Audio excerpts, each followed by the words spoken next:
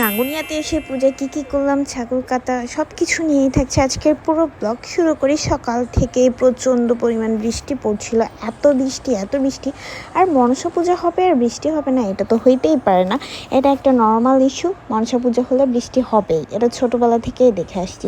So সকালে উঠে স্নান টান করে আমি চলে গিয়েছিলাম মন্দিরে, আমাদের জলকুমারী মন্দির, অর্থাৎ আমাদের বাড়িতে, আমার শ্বশুরবাড়িতে দুইটা মন্দির আছে, একটা জলকুমারী মন্দির আর একটা হচ্ছে আমাদের নারায়ণ মন্দির। জলকুমারী মন্দিরেতেই মেইনলি আসলে পুজোটা হবে। এখানে ছাগলদেরকে এনে ব্রাহ্মণের সাহায্যে পুজোটা করে এরপর হচ্ছে বলির জন্য নিয়ে যাওয়া হবে।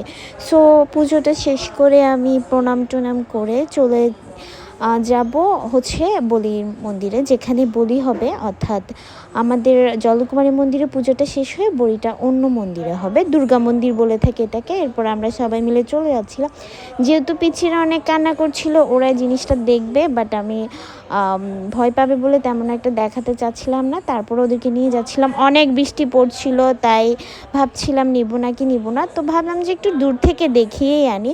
সো এই বৃষ্টির মধ্যে চলে গেলাম, এই যে দূর থেকে, এই যে এটা হচ্ছে দুর্গা মন্দির, এখানেই বলিটা হয়ে থাকে। দূর থেকে দেখিয়ে আমরা চলে আসছিলাম, কারণ অনেক বেশি বৃষ্টি পড়েছিল।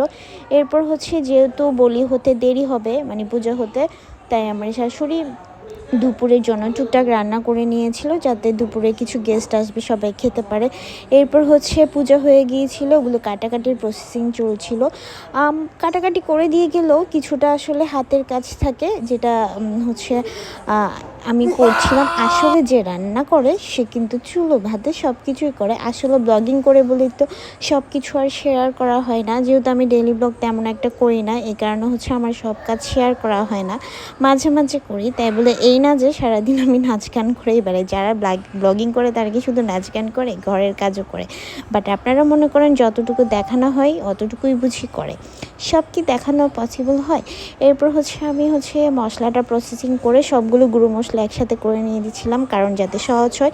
আমার বিয়ের পর থেকে সব কাজে হেল্প আমার শ্বশুর শাশুড়ি করলো। এই প্রসাদ রান্নাটা আমার বিয়ের পর থেকে 9 বছর ধরে আমিই করে আসছি।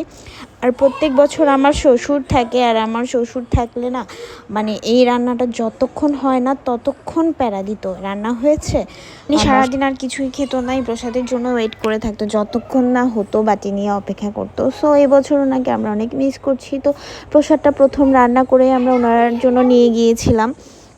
নিয়ে যাওয়ার পর আসলে এটাই আমাদের বিশ্বাস করা হয়, যিনি থাকে না তার উদ্দেশ্যে দেওয়া হলে তিনি কোনো না কোনো প্রাণীর রূপে এসেই সেটা গ্রহণ করে থাকেন। বাইরের ওয়েদারটা এত ভালো ছিল, আর এত সারাদিনের পর ধকলের পর টায়ার্ড ছিলাম, এরপর আর কোনো ব্লগ নেওয়া হয় নাই। সো আপনারা যেহেতু আমার ডেইলি ব্লগ এতটাই পছন্দ করতেছেন, এখন থেকে ট্রাই করবো ডেইলি ব্লগ দেওয়ার। ব্লগ অনেক বেশি পছন্দ করেন, সো আমার মনে হয় আপনারা যেটা পছন্দ করেন সেটাই আপনাদের জন্য নিয়ে আছে, আমার জন্য অনেক বেশি দায়িত্বর মধ্যে পড়ে। সো এখন থেকে ট্রাই করবো টুকটাক ব্লগ দেওয়ার। সাথে থাকবেন, পাশে থাকবেন, সবাই ভালো থাকবেন।